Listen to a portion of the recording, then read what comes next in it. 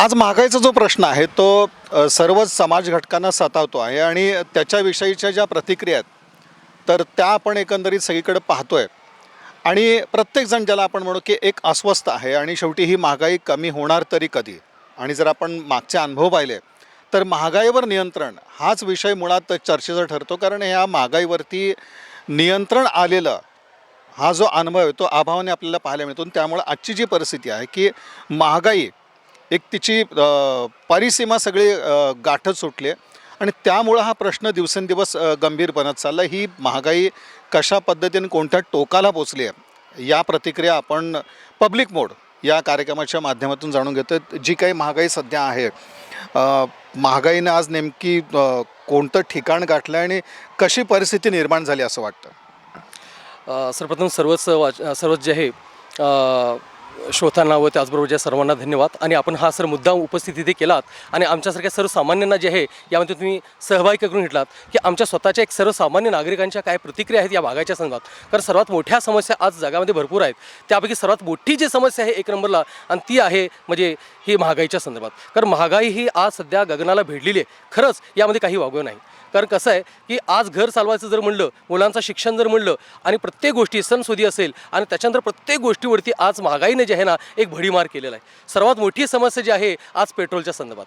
कारण कसं पुरुष मंडळ असल्यामुळे प्रत्येक कामासाठी आपल्याला गाडी घेऊन बाहेर पडावं लागते आणि जो पेट्रोलचा दर जो होता अगोदरचा आणि त्या बाबतीत आता जर पाहिलं तर पेट्रोलचा दर हा पूर्णपणे 100च्या पलीकडे तो गेलेला आहे आणि हे सर्वसामान्यांना न परवडण्यासारखं आहे.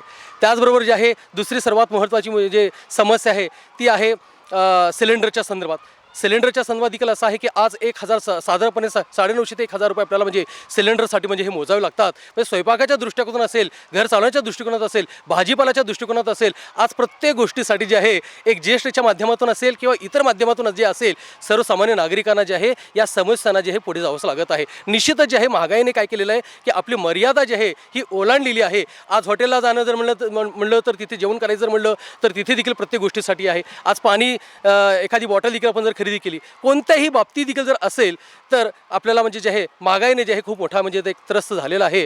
आणि कोणतीही वस्तू आहे, आज कोणतीही वस्तू खरेदी करा, आज कोणतेही बाजार आपण जर पाहिला तर जे आहे प्रत्येक गोष्टीसाठी जे आहे या CGSTने असेल किंवा या GSTने असेल किंवा इतर बाबतीत जर आपण जर पाहिला तर जे आहे महागाई कमी होताना कधी तुम्हाला कमी होताना इथे कुठे दिसले नाही. महागाईचा हा जो पूर्वीचा नाही याच्या अगोदर तरी महागाईचा म्हणजे अनुभव म्हणजे कसं म्हणजे असा आहे की महागाई कधी देखील कमी होताना पाहिले नाही. परंतु फक्त जे ना सर्वसामान्य नागरिकांना फक्त एक लॉलीपॉप अशा प्रकारचा दिला जातो की 10 रुपये वाढले जातात, 5 रुपये वाढले जातात आणि 1 रुपये किंवा 50 पैशाने जे आहे तर कधीतरी थोडंसं तो तिथे निचांक झालेला तिथे दिसतो. पण एकंदरीत जर ॲव्हरेज जर काढला तर महागाईचा हा जो म्हणजे एक जो आकडेवारी जो आहे किंवा हा जो म्हणजे जो स्टेप जो आहे तो सतत म्हणजे वाढत असला तो वर्षानुवर्ष तो दिसलेला आहे. याच्यामध्ये कमतरता कधी झालेली ही दिसली नाही. डबल पटीने किंवा ट्रिपल पटीने जे आहे याच्यामध्ये वाढत होताना दिसलेली आहे. महागाईमध्ये साधारण दुप्पट तिप्पट अशी वाढ होते आणि महत्त्वाचं एकच म्हणणं येतं आहे की ही महागाई कमी झालेली मी बघत नाही आहे, महागाई वाढतच चाललेली आहे. ही महागाई वाढते आहे आणि सर्वसामान्य नागरिकांना कशा पद्धतीनं तोंड द्यावं लागतं या सगळ्या समस्येला? सर, आज महागाईचा जर विचार केला की त्या महागाईविषयी न बोललेलं बरं. कारण सर्वसामान्य माणसं ज्यांच्या हाताला काम नाही बाबा, आता ठीक आहे, ज्यांना जो पगार आहे ते कसं तरी त्यात भागू शकतात. पण ज्या हातावरचं पोट आहे त्यांचं, ज्यांची लेकरं शिकायला म्हणजे आता महागाई हर एक गोष्टीवरती लागलेलं आहे. मुलांच्या शिक्षणासाठी लागणारी जी वह्या आहेत, पुस्तकं आहेत, त्यावरती सुद्धा GST. म्हणजे त्या गरिबाने शिकायचं, गरिबांच्या मुलांनी शिकायचं नाही का, किंवा त्या गरिबांनी जगायचंच नाही का, अशी परिस्थिती ह्या महागाईने आता सध्या आणून ठेवली आहे. आणि दुसरी गोष्ट म्हणजे काय, भाजीपाला असो किंवा तुमचं ते लाईट बिल असो किंवा स्वयंपाकाचं गॅसनंतर अक्षरशः भडका उडून टाकलेलं की अक्षरशः घरातल्या सर्वसामान्य गृहिणी अगदी रस्त्यावरून गेलेत की एकीकडे म्हणतं सरकार की तुम्ही प्रदूषण करू नका, लाकडं कापू नका, हे करू नका, आणि इकडं यांचं गॅस वाढलेला आहे. मग त्या गरिबांनी काय करायचं, नेमकं जगायचं? मला तर वाटतं की गरिबांनी जगायचं कसं हा मोठा प्रश्न ह्या समाजापुढे निर्माण झालेला आहे. तुम्ही म्हणताय की तुम्ही शिका, कसं शिकायचं गरिबाच्या मुलांनी सांगा की? तुम्ही जर आज वह्या घ्यायला गेलं त्याच्यावरती GST आहे, इन्क्लूड ऑफ ऑल टॅक्सेस म्हणून तिथे लिहिलेलं असतं. एखादा भाजीपाला घ्यायचं म्हटलं तिथेही तुम्ही पूर्वी कुठं 2 रुपयाला पेंडी मिळायचं, आज 20-20 रुपयाला पेंडी, 30-30 रुपये पेंडी. आज वांगीचा भाव बघतो 120. मग गरिबांनी खायचंच नाही का? श्रीमंत लोक कशी तरी करून खातील. राजकारणी लोकांचं नियंत्रण कुणाचं नाही महागाईवर. अहो मुळात सांगतो, राजकारण लोकांचं तर या महागाईवरती एक राजकारण चालू आहे. फक्त जो तो आपला पक्ष बघतोय त्याच्यानुसार, त्यांच्या पक्षानुसार ती मतं मांडत असतात. इथं गरिबांचं कोणालाही देणं घेणं राहिलेलं नाही. गरीब कसा जगतो ह्या राजकारणाला माहिती आहे. कधी गरिबांच्या घरी जाऊन गरिबांची अवस्था कधी पाहिलीत का? बोलतात का पगार वाढलं, हे वाढलं आहे, ते वाढलं आहे. अहो ठीक आहे तुमचं आहे, पण गरिबांचे जे हाल आहे अक्षरश बघवत नाही. त्यांच्या घरात एक एक दिवस त्यांना दुसऱ्यांच्या कामाला गेल्याशिवाय पोट भरत नाही. आज काय काय ठिकाणी बघतो तर की काय मुलांना मी विचारतोय काय झालं, आमची आई आज कामाला जाते, वडील कामाला जातो आहे सर, मी 2 दिवस शाळेला येत नाही. का रे? नाही सर, त्याशिवाय आम्ही पोटच भागू शकत नाही. काय करायचं काय? मला तर अक्षरशः वाटतं ना, ह्या राजकारणाने राजकारण पलीकडे ठेवून ह्या गरीब लोकांकडे बघितलं पाहिजे. पहिल्यांदा तुमचं राजकारण तुमच्याजवळ ठेवा. ही महागाई नियंत्रणात आणण्याचा प्रयत्न करा. कारण का इथं महागाईमध्ये फक्त एकटाच हे होत नाही, त्यातलं म्हणजे मला वाटतं गरीब तर पुन्हा असं वाटलं की बाबा की आम्हीच गरीब आहे, मग आम्ही ह्या जगात म्हणजे आमच्याकडे काहीच पैसे नाहीत, मग आम्हाला काय माल घ्यायचं म्हटलं तर पैसे नाहीत, लेकरांना शिकवायचं म्हटलं की पैसे नाहीत, मग जगायचं नाही, मग कशा जगाय? मग चला आत्महत्या वाढतात. हे प्रकार वाढले. हो, महागाईमुळं आत्महत्येचं प्रमाण भयानक वाढलेलं असं. आत्महत्येचं जे प्रमाण होतं आपल्याकडं, खास करून आपल्याला असं दिसत होतं की कुठेतरी शेतकऱ्यांच्या आत्महत्या किंवा अन्य काही कारणामुळे आत्महत्या, पण आता मात्र असं होतं की ही वाढती जी महागाई आहे आणि त्यामुळे जो जीवनाचा प्रश्न निर्माण झाला आहे, जगण्याचा प्रश्न निर्माण झाला आहे, त्यामुळं आत्महत्या वाढत आहेत. अशा प्रकारची ही प्रतिक्रिया. आणि महागाईमुळं जी समस्या निर्माण झाली आहेत त्यावर तर खरं तर आज आपण बघतो की ज्या प्रतिक्रिया आहेत त्या थांबत नाहीत, अशा पद्धतीच्या आहेत. पण आणखीनही काही मुद्दा महागाईबद्दलचा. सर, महागाई ही एकाच बाबतीत नसतं, महागाई अनेक बाबतीत असतं. आज जर समजा एखाद्या घरात जर 2-2 मुली असतील, त्यांचं लग्न करायचं म्हटलं की तिथं खर्च आलं की तिथं भयानक खर्च आहे. मग काय काय म्हणजे लोकांना वाटलं की आम्ही मुली जन्माला तर कशाला घातलेत, कुठं त्यांचं लग्न करायचं म्हटलं त्यांना शिकवायचं आहे. शिकवल्यानंतर पुन्हा त्यांना ते परत अजून समाजामध्ये प्रकार आहेत ते कुठं थांबण्याचं पण नाव घेत नाहीत. म्हणजे त्यासुद्धा मुलीसुद्धा या ठिकाणी अक्षरशः घाबरलेले आहेत की आम्ही शिकायचं कसं, आम्ही मोठे कसे व्हायचे. आपण पाहतो की ही जी महागाई आहे ती कुठपर्यंत पोचली किंवा या महागाईमुळं कोणकोणत्या समस्यांना तोंड द्यावं लागतं. तर त्या अगदी ज्याला आपण म्हणू की अगदी विवाह कार्य आहे ते सुद्धा आज सगळ्या गोष्टीच आवाक्याबाहेर गेल्यात. महागाईचा जो भडका उडाला आहे त्यामुळं जगण्याचाच प्रश्न जो आहे तो निर्माण झाला. आता महिला वर्ग जो आहे तो आपल्याबरोबरती आहे. खास करून महागाई म्हटल्यानंतर काय झळ पोचते ती खऱ्या अर्थानं आपण असं म्हणू की ती महिलांना जास्त ती जाणवते असं आपण म्हणूयात. आणि त्यामुळं ही जी महागाई आज निर्माण झाली तर त्याच्याबद्दलची जी प्रतिक्रिया ती पाहणं महत्त्वाचं आहे. जी महागाई आता दिसते तर त्याचं चित्र काय स्वरूप त्याचं? मला एवढं म्हणायचं आहे की आत्तापर्यंत आपण बघितलं तर GST किंवा CGST हा चैनीच्या वस्तूंवरती होता. म्हणजे पेट्रोल असेल किंवा सोने चांदी असेल या वस्तूंवरती, गाड्यांवरती, याच्यावरती बघितला होता. मात्र आत्ता अगदी जीवनावश्यक वस्तूंवरती सुद्धा तुम्ही GST CGST लावता. तर मग त्यावेळेस काय होईल? आत्ता जर बघितलं आपण 60-70 रुपये असणारं खोबरं 120 आणि 130 200 रुपये किलोपर्यंत घेतो.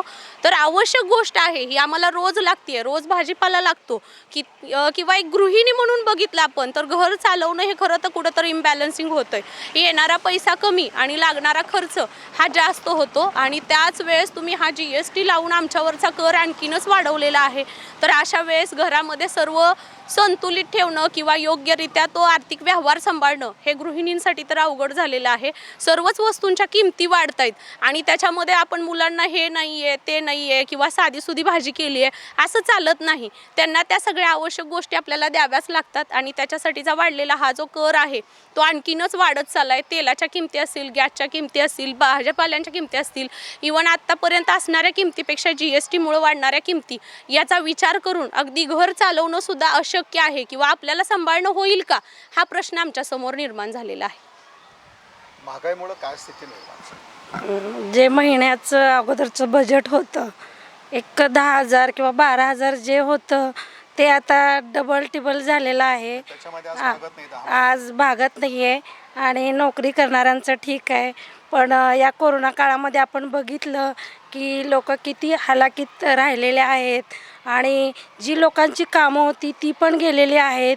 शासनाने ही महागाई कमी करायला पाहिजे होती, पण तसं न करता फक्त जेव्हा इलेक्शन येतं तेव्हा ही महागाई कमी होते आणि नंतर ती महागाई वाढवली जाते.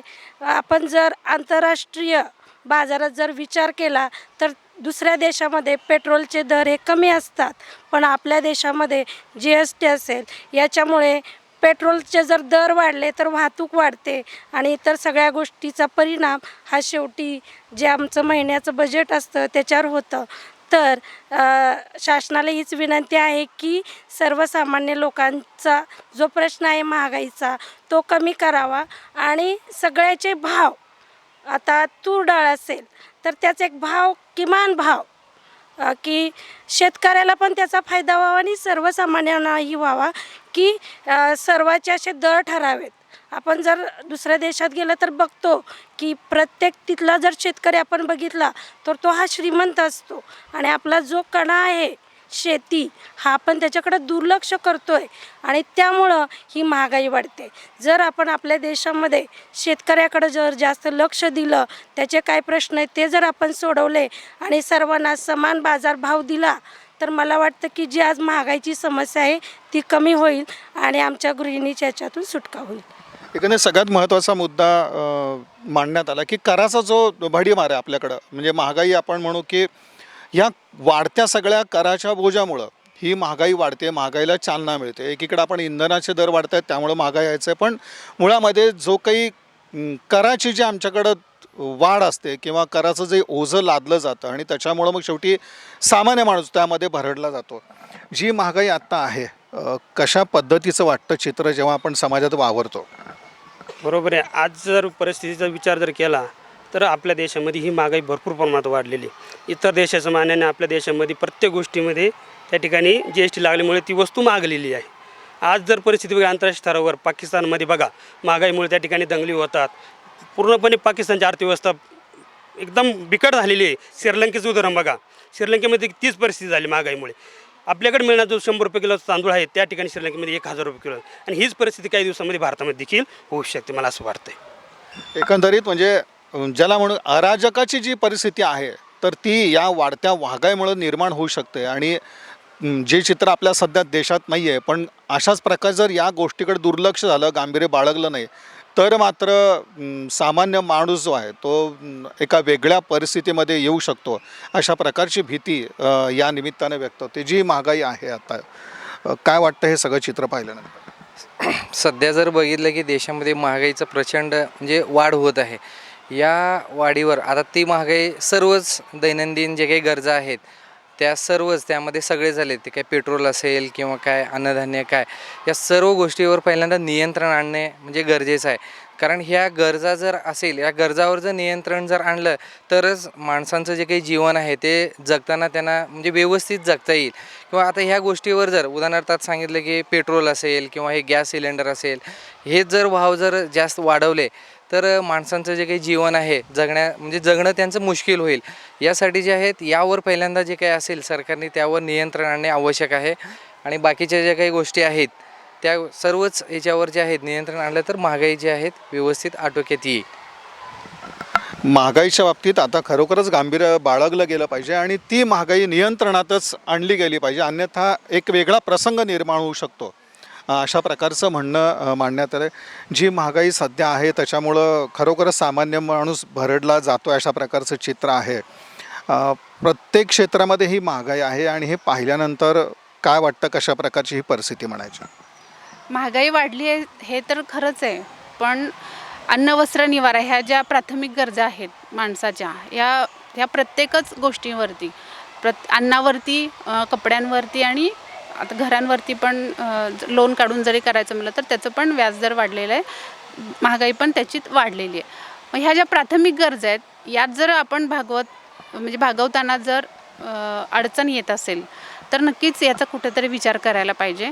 आणि आपण सगळेच म्हणतो की महागाई वाढली, पण ही का वाढली याची कारणं जर शोधली शासनानं आणि त्याच्यावर जर उपाय केले तर नुसतंच आपण ओरडणार, शासन काहीतरी करणार, यापेक्षा जर त्याच्यावर उपाय काढले, उदाहरणार्थ कमी जागेमध्ये किंवा कमी शेतीमध्ये शेतकरी जास्तीत जास्त उत्पन्न तो कसं वाढवेल किंवा आधुनिक शेती कशी करता येईल त्याला, याचं जर प्रशिक्षण शेतकऱ्यांना दिलं किंवा चांगल्या प्रतीची बियाणं जर शासनाने शेतकऱ्यांना पुरवली तर हा जो उत्पन्न आहे हे वाढेल. आणि आपण जे आयात निर्यात करतो, ज्या गोष्टी निर्यात करतो त्या जर आधी भारतामध्येच ठेवल्या गेल्या किंवा आपल्याकडे त्याचं प्रमाण कसं आहे मग आपण ते परदेशात पाठवायचं की नाही याचा विचार केला तर हे जो महागाईचा जो ही खोली आहे किंवा ही जी दरी आहे ती कुठेतरी कमी करता येईल. आणि म्हणून शासनाने याच्यावर विचार करावा की महागाई कशी कमी करता येईल आणि त्याची कारणं कोणती आहेत. त्या कारणांवरती जर विचार करून त्याच्यावर उपाय केले तर आपली सगळ्यांचीच ही ओरड होणार नाही. शेवटी आपण काय म्हणतो की शासन असं करते तसं करतंय. शासन म्हणजे काय, आपणच आहोत. शेवटी सर्वसामान्यांचा विचार हाच शासनाचा उद्देश आहे आणि आपणही शासनाला हातभार लावला पाहिजे किंवा मदत केली पाहिजे. नुसतंच महागाई वाढती आहे म्हणून ओरडत न बसण्यापेक्षा त्याच्यामध्ये आपल्याला काय आपलं कार्य करता येईल का किंवा मदत करता येईल का याचा विचार वरच्या लेवलनी पण केला पाहिजे. आणि आणखीन एक सांगायचं होतं, मग अशी आठवलं आता मुद्दा, आता आठवे नाही. एकच आहे की महागाईचं नियंत्रणात असं आणायचे असेल तर त्यासाठी आता एक सामूहिक प्रयत्न हवेत. केवळ एखाद्या यंत्रणेला दोष देणं किंवा ही महागाई वाढतच जाईल त्याकडे आपण एक तटस्थ म्हणून सुद्धा पाहणं जे आहे ते चुकीचं आहे. एक सर्वकष प्रयत्न आणि सर्वांचे प्रयत्न, एक सामूहिक प्रयत्न त्यासाठी आता हवेत अशा पद्धतीचं म्हणणं मांडण्यात आलं. जी महागाई आहे ती आज गंभीर स्वरूपाची आहे समोर आणि त्यामुळं कुठली परिस्थिती निर्माण झाली असं वाटतं? महागाई म्हणजे काय, सगळ्या घरातल्या ज्या वापरतोय रोजच्या वस्तू त्या सगळ्यांवर GST लागला गेला. त्या वस्तू म्हणजे अगदी आपण 5-10 रुपयाला घ्यायचो त्या आता 30 आणि 40 रुपयाला. भाजीचाच विचार केला तर 2 रुपयाला 3 रुपयाला मिळणारी पेंडी आज 20 रुपयाला, अगदी म्हणजे 100 रुपये किलो आपण वांगी बटाटी बघतो ते इतकं महागलं. म्हणजे ह्या सगळ्या गोष्टीमुळं पूर्ण घराचं बजेट हे होतं आणि कोलमडतं आणि मग अनेक अडचणी निर्माण होतात. मग तिथं आपल्याला इम्बॅलेन्सिंग होतं. अशा अनेक गोष्टी महागाईमुळे होतात. मग शासनाने विचार करताना सर्वसामान्याचा विचार आधी केला पाहिजे. मग बाकीच्या गोष्टी जर ह्या गोष्टींपर्यंत ते पोचले तर बाकीच्या गोष्टी महागाईसारख्या कमी होण्यास मदत होईल असं मला वाटतं.